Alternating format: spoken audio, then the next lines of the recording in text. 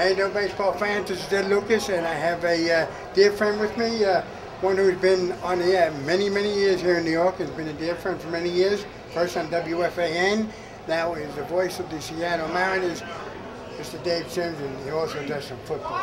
Ed, good to be with you. Yes, David, very good to be with you. David, leadership, what does that mean to you, first of all? Well, leadership, you have to have the courage of your convictions. You have to have something to believe in, and you got to follow up on it. You got to try to execute, and try to make things happen, and be able to be persuasive to get people to your point of view, and get them to follow through on that kind of thing. How do you inspire people? You know, that's a good question. I never really thought about it. I think I inspire people by maybe doing the best I can in my job, and trying to bring a level of excitement to what I do. I mean, I love what I do. I've been blessed to be able to be in Major League Baseball as well as the National Football League, and these are things I wanted to do when I was a kid, and I had the opportunity to do it, and I've been at it for a while now. And after, not to mention, let's not forget the time at the Daily News and the Inquirer in Philly. So I've been very blessed. And I try to inspire people that way. Who inspired you as a leader, and who inspired you to get into this business?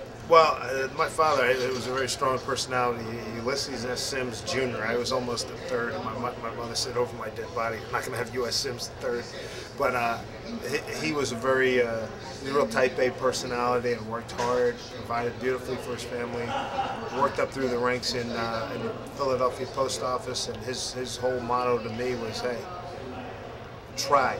You got nothing to lose, and put everything you got into it and go for it. You got a dream, try to live it out. Do your best, take whatever steps you have to do to live out that dream, and it's worked out pretty well for me.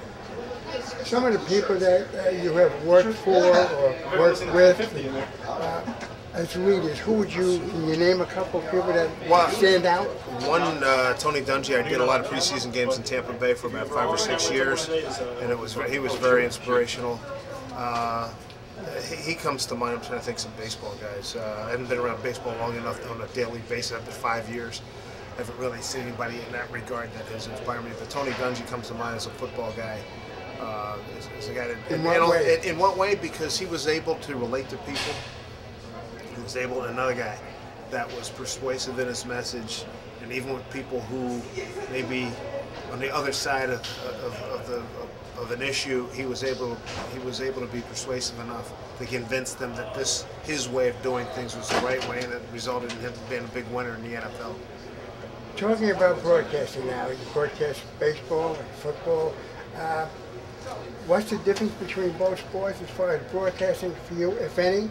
And when you broadcast, do you think that you're broadcasting like one person, like say myself, to paint a picture? Well, I do on radio for sure. And when I'm doing football, and on occasion when I fill in on baseball, I put a high premium on that. I had some really good tutelage from Marty Glickman and Bob Wolf over the years when I was a print guy, and then getting into doing TV. And I told them that I wanted to do play-by-play, and I worked with Marty when he was at the Garden. We were at the Garden together, and at NBC.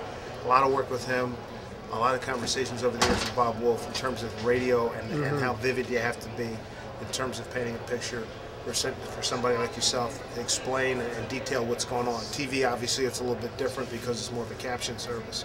But on TV, I try to bring a lot of energy, a lot of insight, try to set up my partner as well as possible, and have a good time. What do you enjoy doing the most, baseball, football?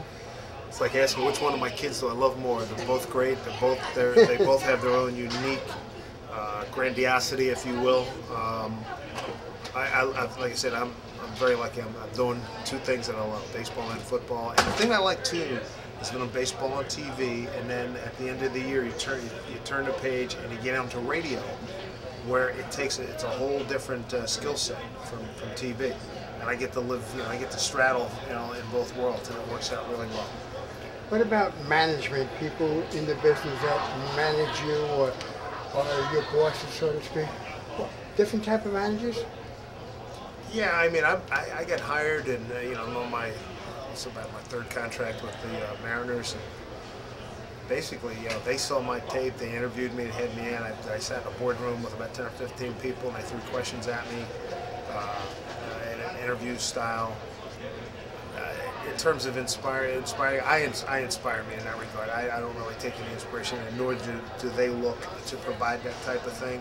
I'm a self-starter in a lot of regards, but particularly the last 30 years of my life. I'm a self-starter, and they just give me an opportunity, I'll run with it. But yeah, in terms of being motivated by management, no. One other thing, talk radio. You did talk radio. A lot of years, yeah. WFAN, do you miss it? Somewhat, yeah. I mean, I did WNBC from, what was that, March '86 to October '88, and I did FAN from September '89 to February '93. Great times, a lot of good people, Mike Breen, Ed Coleman. It was great. I enjoyed it, and it really kept you in touch. The Pulse of the New York fan, got to meet a lot of people over the course of that time, and really was able to express myself in 50,000 watts clear channel, which isn't too bad, I'll tell you. But David, thank you very much for taking out the time. My pleasure. Always a pleasure to be with you. Yes, great being with you. Thank you very much again.